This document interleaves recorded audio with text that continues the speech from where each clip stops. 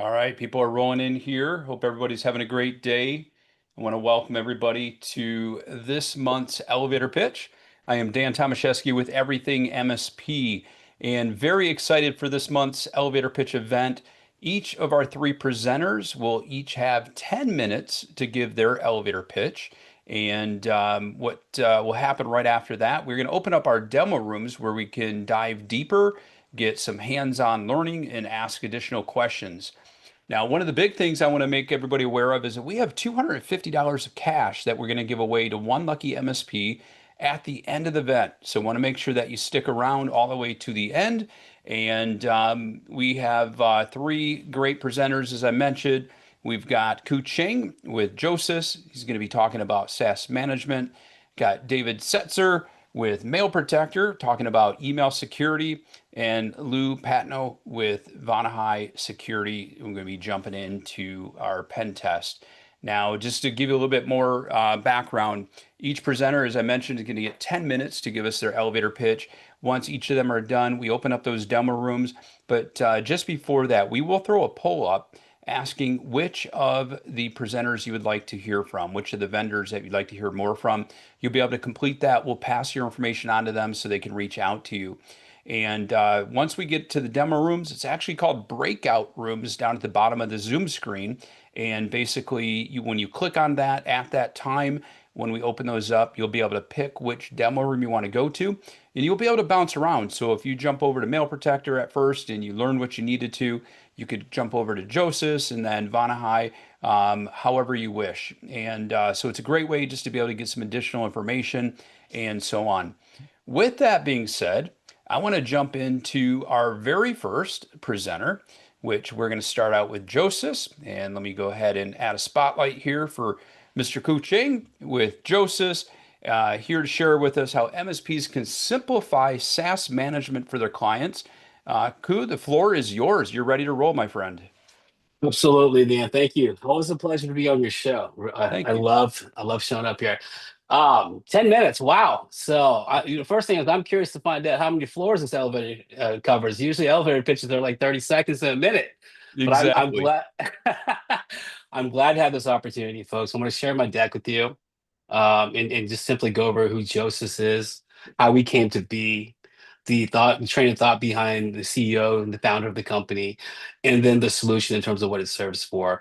But the whole idea is we want to help MSPs, right? I mean, we understand how tedious a responsibility you have in terms of your tenant, how many tenants you have to serve, and how many manual workflows you have to go through. So the same applies to our current founder and CEO. And back in 2021 is when he started Joseph. Our CEO's name is Yasu. And before Joseph, he had a company called Raxul, which is a really popular company in Japan all on its own right. But as we all experienced during that COVID period, as everyone became separated and had to go to remote workforces, Yasu realized that it was quite a bit of a hassle to keep tabs on the employees in terms of what they were doing, the applications they were using, how often they were using it, who was leaving the company, who was coming to the company. And as he searched for an organization to help him do this, he realized it's non-existent. So Yasu decided, you know what, I'm just going to create one. And here comes Joseph. 2021, Joseph was founded. And over the course of the last 4 years, we've had, some really good success. We've had the ability to work with companies like Honda, which I'm pretty sure everyone's pretty familiar with, and companies like Toyota. So we've got some really good players in the game that we've been able to help, and I'm looking forward to showing you how we've been able to help them. But the most exciting part I'd like to share with you is over the course of the last 4 years, we've grown tremendously, over 250 employees globally. We've got offices in Japan, the US, Australia, India, Singapore, Indonesia. And the best part about this, folks, is we have received $225 million in funding. So for those who put their trust in us, we're not going anywhere. We've got investors that definitely want to see us succeed. So I want to just go with you a little bit about Joseph and the reason why folks are using us. If you're like most of my clients, most of the MSPs that I deal with, you've got a lot of strain, right? And it really comes from no single source of truth in terms of having spreadsheets for different clients, having spreadsheets for the different departments within your tenants' portals, and really understanding in order to keep track and really understand what's going on with each tenant, that really causes a strain because you've got millions of spreadsheets and you already got too many. The other things that a lot of our MSPs really struggle with is the fact that everything is still done manually. When you have the right information, that's one thing, but now you got to take action. You got to go into each tenant, you got to provision the licenses, you got to deprovision licenses. So it really becomes a strain if you think about it when you're managing 50, 60, 70 tenants at a time, or I mean, even like 5 to 10 from some of the MSPs I talked to. So we want to make sure we can help you alleviate that pain as well. But the most loved aspect about Joseph is the ability for us to be able to provide you with access governance, right? We're going to be able to tell you who's downloading what, when they're downloading it, how often they're downloading applications that aren't a part of your approved tech stack, and which devices they're downloading it from. So now you're going to have the ability to eliminate the risk that a lot of these employees are unintentionally putting the companies in. I mean, we do live in a day and age where applications are created, every other day. And I don't blame folks for wanting to be more efficient. We just want to make sure that we do it the correct way, and that's what Justice is gonna do for you. So the idea is to become one cohesive unit. Um, if you're looking at my screen and you're saying, "What is this?" It's usually what a lot of companies go through, right? They've got the IT department, they got the sales department, the engineering department, finance, HR. Each department has its own tech stack. Each department has tons of software that they're able to manage. So, from an MSP point of view, how do you manage all this? How do you manage all this? And what Joseph wants to do is we want to make sure that we can make it a cohesive unit to where the IT teams, the MSPs, or the person that's in charge of all the SaaS has access and has the visibility into this. And how we do that's very simple. We take all the applications, we take all the integrations that you currently have, whether it be Salesforce or whether it be Slacks, whatever it may be, and we have our browsers, we have our Google agents, we have multiple ways that we're able to gather that intel, and we put it into a clean, easy to read dashboard that you're currently seeing right now. And the results of this is very simple. Once you have this information in, you're now able to have 360-degree SaaS control. It means you can control every single app that you currently have or every single app that your tenants have from a single dashboard. You have the ability now to create workflows and automate everything so that when you do have certain things to trigger, for example, a new onboarding employee, you don't have to figure out what applications that employee needs. You have the ability to automatically trigger things through Joseph, and we'll take care of that. Most importantly, with the automations, we can automate almost everything. We automate the access reviews in terms of usage. If you have a team that is underutilizing certain applications, it's going to trigger these reviews. It's going to ask, do these folks continuously need access to these applications? And based on the answer, it has the ability to deactivate that for you. So when a system is underused, or worst of all, when an employee leaves, whether it's on their own merit or you terminate them, it's going to trigger the deactivation of the provision apps for them so that it does not leave the company vulnerable, and it doesn't leave the company at risk, for any kind of unintentional mistakes that have been made. Um, these are the key features of Yosis, just to give you an insight in terms of what we're trying to do. The onboarding, offboarding, I just got done talking about. The access reviews triggered by multiple aspects will give you a holistic look into what exactly the company needs, how to optimize everything. The automation, we're going to automate almost every process you currently have right now, from onboarding and offboarding to understanding what needs to be optimized and taking action from the single source of dashboard through Joseph. We're going to provide you security in terms of shadow IT. You're going to understand exactly who's downloading what at all times moving forward now. We're going to provide you with another level of security due to the fact that most of your applications these days are attached to SSO or an MFA. So we're now going to let you know that, hey, you have Slack, which can be attached to SSO for single sign-on, but for some reason you have 30 participants within your Slack organization that haven't done that yet, and allow you the privilege to be able to reach out to those folks and take care of that directly through the Josys platform. But most importantly, the thing that the CFOs love most about Josys is the fact that we can track the spend. Going to be able to track how much you're actually spending for each application, what the application actually breaks down in terms of per licensing, what the level of licensings are going to cost, who's using that level of licensing, and who needs that level of licensing. So when you come to renegotiate the contract terms at the end of the day, you're able to provide statistical data to these firms that says, hey, look, I know we had 25 previously, but from what we need, we only need 15, and save that additional revenue and put it towards other things, other value added, projects versus wasting it on licenses that aren't being used. So the results of Josys, very simple: operational efficiencies, right? We're going to save you a ton of man hours. We're going to eliminate the manual processes, allow you to take those hours and apply them to more value-added projects within the organizations. I'm pretty sure most organizations have a backlog of things that they need to attend to. We're going to be proactive in terms of security. You're now going to know what your employees are doing ahead of time versus having to adjust and reflect and then try to take care of a situation, on the back end.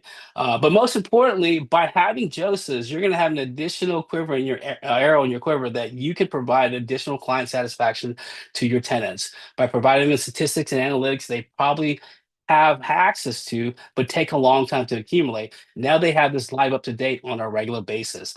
And folks, the best part about this is if you want to try it out, we're giving it out for free right now.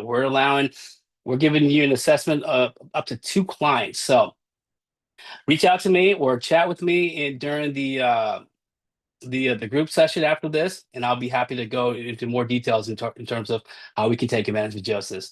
But Dan, that's all I have, bud. I hope that was clear enough for everybody.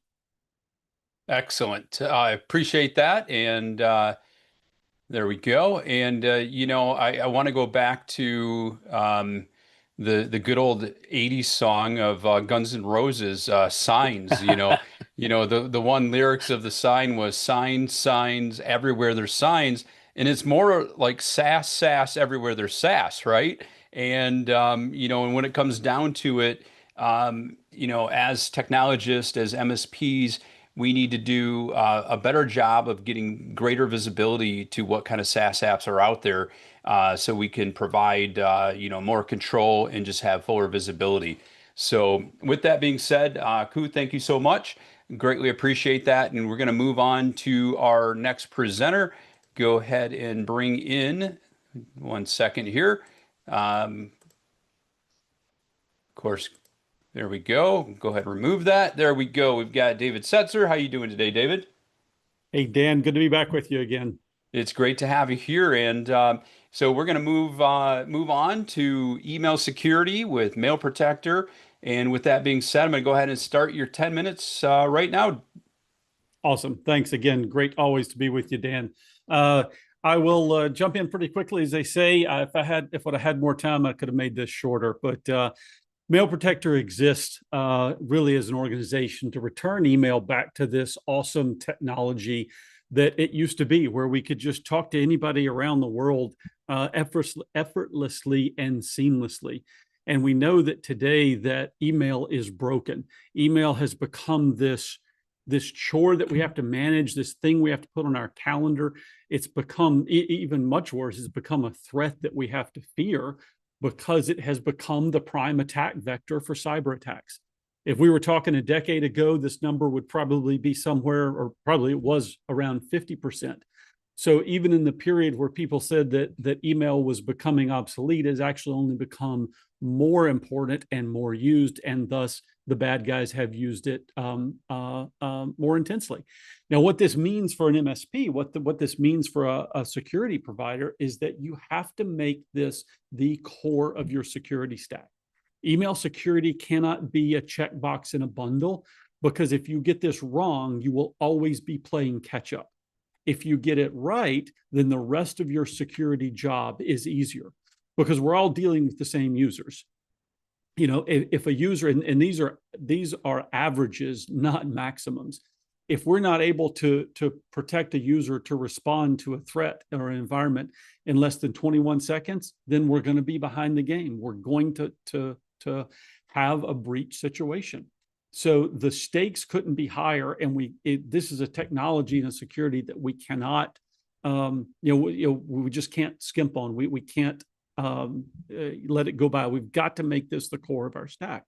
So if we're going to solve the problem, though, as us as an organization, we've been doing this over 20 years. We want to understand what the problem is. And to do that, you have to go back and say, how did we get to this spot? Now, I look at technology and software, and I say all software has DNA. And to understand software's DNA, to understand what we're doing in the email security space, you have to understand where it came from. Email security is not just an application that somebody owns. Email is an expression of the SMTP protocol. And the protocol was created for this network. It was created for the ARPANET in the early 70s. And the core thing we have to understand about the ARPANET is this network was closed. You had to have permission to get on the network. So because you had to have permission to get on the network, everyone was vetted and everyone was trusted. The trust was inherent in the network. So when the protocol was created, the protocol was wide open. That's why an email looks like this. It's a postcard. It's the SMTP envelope. You can put any return address you want onto it. It's just like a mail envelope that you write anything you want and you drop it in the blue box. Even though I haven't seen blue boxes lately. I don't know. I think I'm sure they're still out there somewhere. Anyway, you drop it in the blue box. Well, the problem and what's happened is that the network opened. Now this gave us the technology that we have. We can talk to anybody around the world. I remember what it was like before email. But as the technology opened, and we don't now have not 10, 20, or 50 nodes, but we have billions and billions of untrusted nodes, the protocol stayed open. And what that means is that we are now fighting on the wrong side of asymmetric warfare. They're lobbing $50 mortars over the wall, and we're shooting them down with $1 million missiles. And that's the ultimate crux of our problem, is that we have a trust problem in the space. And that's the problem we're going to have to solve. What we're doing today, we call it just kind of whack-a-mole. One solution we see is subject tagging. This was whack-a-mole to the CEO spoof, hey, I need Amazon gift cards. So now let's put a banner, or let's put a notice in the subject line of every email when it comes from outside of our organization. So now, 80% of our emails just have external in them. And what do we do? We just start ignoring them. Our users ignore them because it's just noise. And another one that you don't want to get me started on too hard is the email banners. This one kills me because this is a real banner. We didn't make this one up. Caution, this email originated from outside the organization. Do not click links or open attachments unless you recognize the sender and know the content is safe. Like this one absolutely kills me because this is not email security. This is not security, not cybersecurity. This is nothing but legal CYA. What are we ultimately doing here? We're asking our users to do our job for us. This is just CYA. So when somebody gets breached, we can say, hey, look, we told you not to open that unless you knew it was safe. Do we want our users figuring out if content is safe, or is that really our job? Well, I think that's our job. It's not their job to figure this out. It's our job to do it. We've got another one, block lists. I'll give block lists a little bit of credit. They worked 15 years ago, maybe something like that. But they don't have any trust inherent in them, and then they got massive to manage. And what happened is when they got too unruly to manage, we just ask the user to do it. Say, hey, user, you go ahead and manage this for us. These are all just whack-a-mole kind of solutions to fighting on the wrong side of asymmetric warfare. And that's why the problem has only gotten worse over the past decade. So we've probably wrestled for at least a decade with the ultimate principles of how to solve this problem once and for all. And ultimately, the way to do it is to apply zero trust. Now, you hear zero trust kind of thrown around in a lot of places. It's a core cybersecurity principle. It originated in the firewalls of the 80s. Applying zero trust to email security is actually really super easy. That's not hard to do. The problem is you can't use it. You won't have a technology to use if you apply zero trust to it. The key is in the application and in the usability. And so what we've done is over the last couple of years, put together principles that we have been working on into the Apex platform. And I'll talk about the product that we've launched from that in a second. But what you have to be able to do this, and the technologies that have come together to make this possible, are really two core capabilities to implement these principles. One is you have to see data in transit and at rest. So you have to see data coming in, you have to see the data going out, and that's a traditional inbound and outbound gateway. And you also have to see the data at rest, which is your API. So that's one capability. The other capability is AI. And I don't mean scanning every message with AI. If anybody tells you they're scanning every email with AI, they're either lying to you or they're losing so much money, they're going to have to 100x your price or go out of business. It's simple as that. It's not economically feasible. It's not an economic model to use these LLMs to scan AI, to scan every message. So what we've done is we use AI in a targeted way on the security stack, but more importantly, by having a holistic solution, you watch the user behavior. We use AI to watch user behavior. It's kind of like the principle of how they would train bank tellers to spot counterfeit money. They didn't take a whole bunch of counterfeit money in there and ask them to figure it out. They just let them count cash for about 2 or 3 days. And by learning what's real, it became super easy for them to spot what wasn't real. That's the same concept that we employ with AI in Shield. So we spent about 3 years building the platform. Shield is the first product. It's the only zero trust email security product on the market, with some unbelievable capabilities and, most importantly, usability.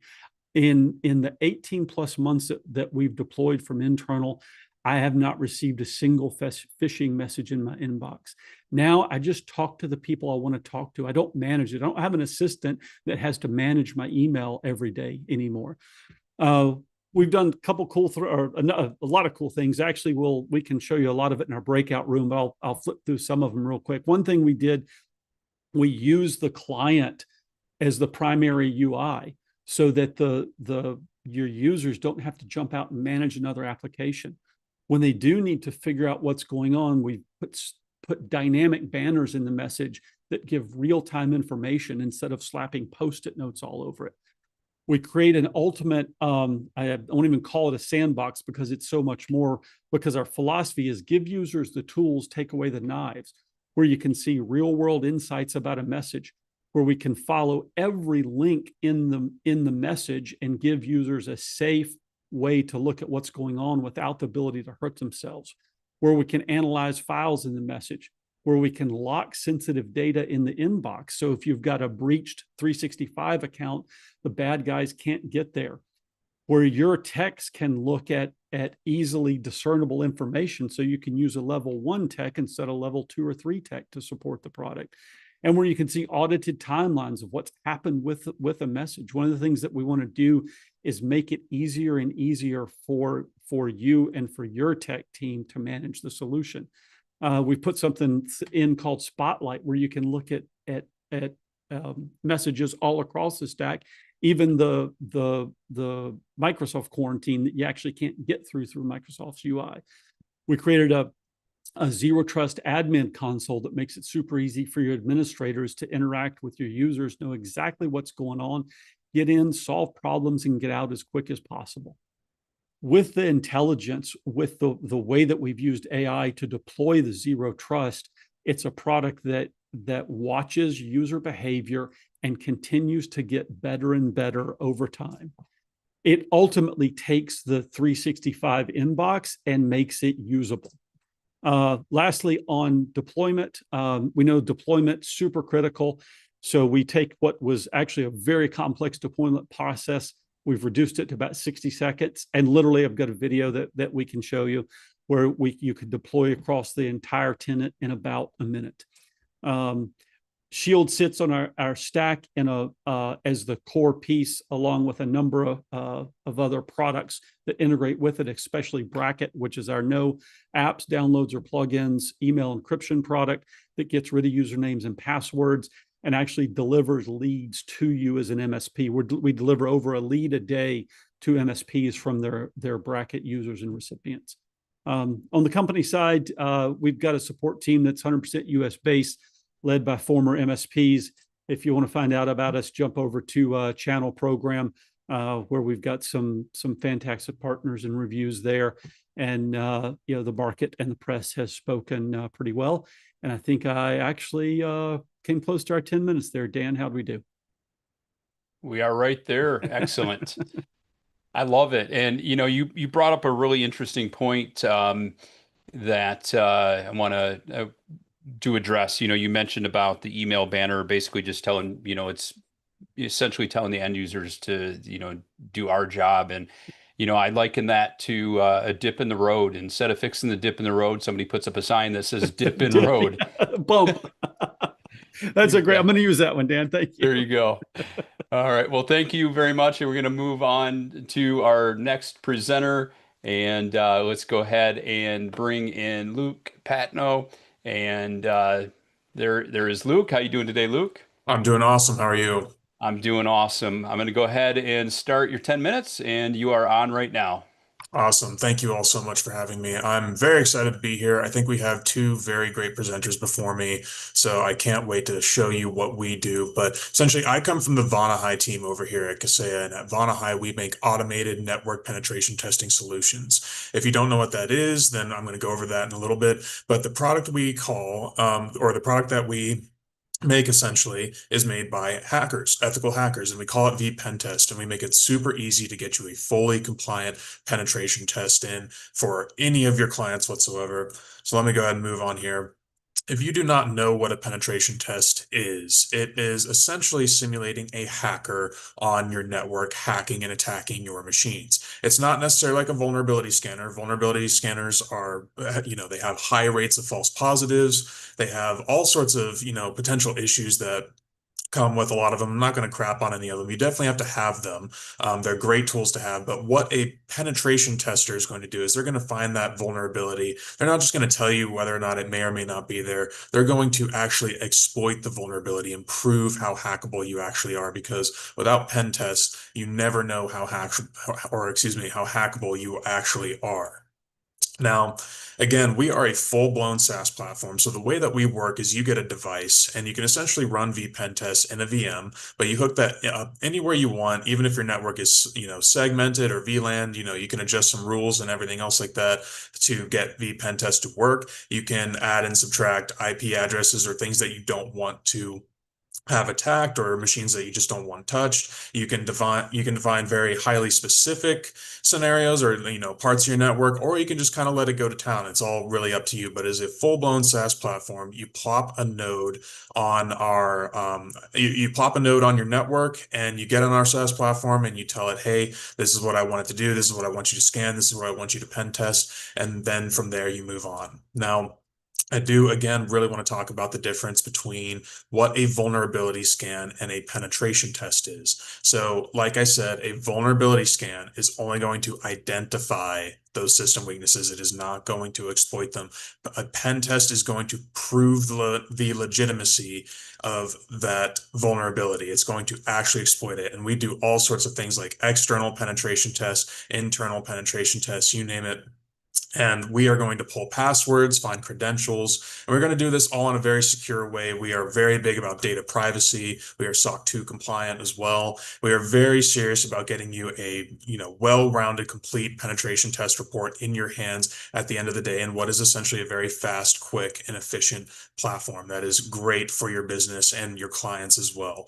So the results are going to show what happens if an attacker got on this section of your network or just in your network, and if they go to town, what's going to happen, and then of course how you can defend yourself and remediate the vulnerabilities that you find in your network. So this quote right here, this is one of my favorite quotes. If you don't know who Kevin Mitnick is, he is a world-renowned ethical hacker, and unfortunately, he died a few years back, just all of a sudden. But this guy did some crazy things. He hacked the NSA and all of these other exploits. And interestingly enough, he got out and founded the company KnowBe4, which you most likely know. But this quote right here, the reason I love it so much is because it embodies the fact that I've learned in really what is almost 14 years of hacking experience. I've learned that computers are just the dirtiest, most insecure devices that truly need as much help as you can give them to be secure. In today's day and age, hacking is not about, whether it's an if, it's more about a when. And you do have to know the insides and outs of a computer to be able to protect them. And that's where MSPs and MSSPs and all of you great people out there really do understand this. And you have to know that, this is the stack you need. It's not about cybersecurity anymore. It really is about cyber resiliency. So moving on from that, going back to vPentest, talking about cyber resiliency, you got to make sure that you're covering all angles, whether it comes down to legal or what have you, but that this is a fully compliant platform. I don't think we'd be in very good business if we were not a compliant penetration test at the end of the day. No. There's all sorts of things that you can do with vPentest. You can run it multiple times a year. You don't have to restrict to just getting a pen test done once a year. That is actually a big no-no, in my opinion, as a security professional. You need to have eyes on your network at least quarterly, I would say, in this capacity. And vPentest is the opportunity for you to be able to do that. But it is required across a lot of industries that you get pen test done. Now, in my time at Vonahai, I actually spent, a year validating what was likely over 10, maybe 15,000 plus external penetration tests, mostly by myself. And I might be the only person who has ever seen something like this, but every industry, no matter who your clients are, what industry they're involved in, what they're about, every industry tends to have their own issues, and they have trends in those issues. And I might be the only person who actually has seen this firsthand, but I've noticed in things like automobile, as you can tell here, there's tons of forgotten network access systems, VPN entry points, brute forceable SSH openings with that don't use keys, all sorts of really crazy technical details like portals that are horribly misconfigured or outdated or that just accrue vulnerabilities. Automobile, they like, to have fancy websites and stuff that accrue vulnerabilities. They have very disparate systems that are just sort of out there. Something like finance, when you're undergoing PCI DSS, it's very hard to upgrade those systems, just like medical is, right?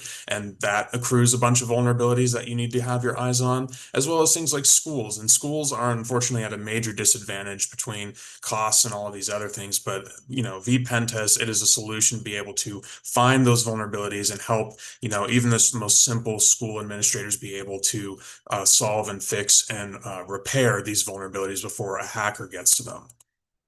So the solution really to anything to do with your penetration test nowadays and the way the future is moving is vPentest is the product that's going to become a part of everybody's stack. Kind of like how a vulnerability scan is, kind of like how, all of these other tools are. You're going to see vPentest pop up in a lot of people's stuff, like a lot of people's stack. Like it's going to become a lot more commonly used. It's going to become a very important tool. But the cool thing about us is that you can get that continuous testing if that's something you want to do. You don't have to do it just once a year, which again, I say is dangerous. You can meet your compliance objectives. And you got to also understand that this is a very fast platform. And at the end of the day, once the report is done, people like me, certified professionals, as well as everyone else on our team, and we have a great team. I'm talking ex-Metasploit developers and everything else along those lines, like some crazy ethical hackers we got over here. They are going to sit down and they are going to validate these findings, these reports of yours before they submit them. So you know that at least one ethical hacker has looked it over and said, hey, this is what has happened. You're good to go from here. And then with us, of course, you get an increased scope because you can run it more often. You can detect things more often. And that way, no more risks will go undetected.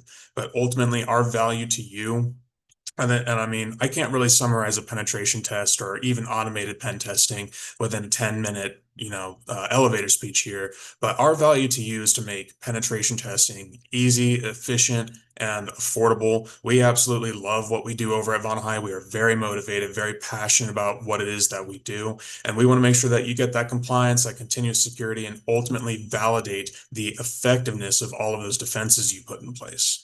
But if you would like to learn some more about this, this is a QR code for you to book a one-on-one meeting with a vPentest expert. I'm excited to talk to you all in the rooms after this. I love talking about network security and listening to what your all's problems are and seeing how a hacker would deal with it, or even more so, how a hacker would exploit that. I think that's valuable knowledge for a lot of people to have that I am able to give.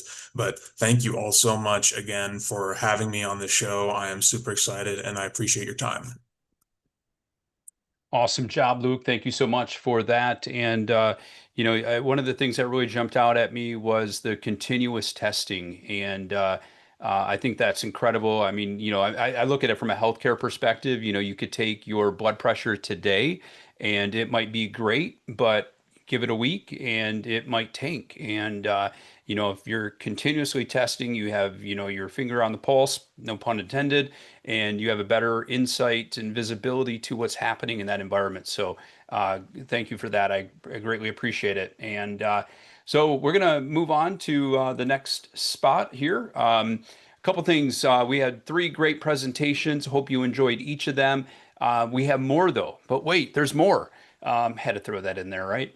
So just want to first off give a quick reminder that we have $250 of cash that will be given away to one lucky MSP that stays to the end of today's presentation. Now, what we want to do next is we want to hear from you, and we are going to throw a poll up just asking who you would like to hear from. So go ahead and complete that poll, and we'll pass your information on to the vendors so that they can reach back out to you.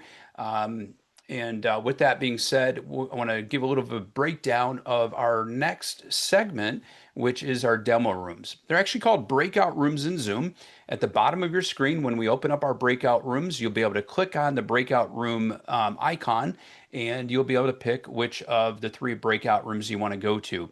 As I mentioned before, you could jump into one breakout room. Maybe you want to check out Josys and learn a little bit about there, and then jump over to Mail Protector or Vonhai.